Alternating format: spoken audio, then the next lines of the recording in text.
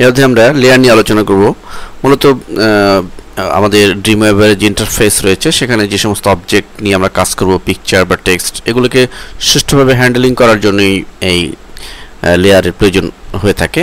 দেখুন, আমরা বিষয়টি আরও পরিষ্কারভাবে বোঝানোর জন্য আমরা যদি সাপোজ এই ইমেজটিকে ড্র্যাগ করে ঠিক এখানে আনতে চাই, তা কিন্তু আসছে না।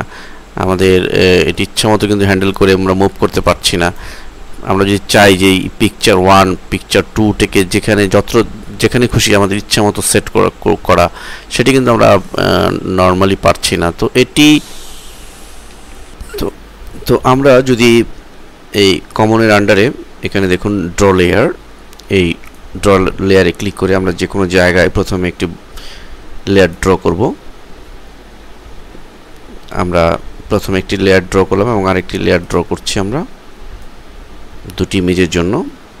দেখুন, এখন সাপোজ আমরা প্রথম ইমেজটিকে ড্র্যাগ করে ধরে যদি আমরা এই প্রথম লেয়ারের বক্সের ভিতরে নিয়ে যাই এবং দ্বিতীয় লেয়ারটিকে ড্র্যাগ করে একইভাবে দ্বিতীয় লেয়ার বক্সে নিয়ে যাই, দেন এখন আমরা দেখুন এই ইমেজটি নিয়ে যখন আমাদের মাউস পয়েন্টার 4টি অ্যারো আকার ধারণ করবে, আমরা যে কোনো জায়গায় এটি মুভ করাতে পারছি। এটিও আমরা কিন্তু যে কোনো জায়গায় এটি মুভ করাতে পারছি, হ্যান্ডেলিং করতে আমাদের কোনো সমস্যা হচ্ছে না। এবং একইভাবে পিকচার 1 লেখার জন্য আমরা জাস্ট একটি লিখে আমরা PC1 লিখে আমরা ধরে যে কোনো পজিশনে আমরা এনে রাখতে পারছি। সেভ করে এবং আমরা এটি যে কোনো ব্রাউজারে যদি দেখি সেখানে আমরা দেখতে পারবো।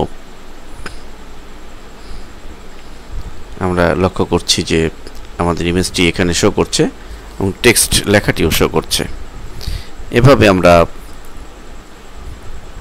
লেয়ার ড্রয়িং করে আমরা সেই লেয়ারের মধ্যে আমাদের যে কোনো ইমেজ বা লেখা, টেক্সট ইত্যাদি সেট করে আমরা ইচ্ছা মতো আমরা সেটিং করতে পারি বা আমরা হ্যান্ডেলিং করতে পারি।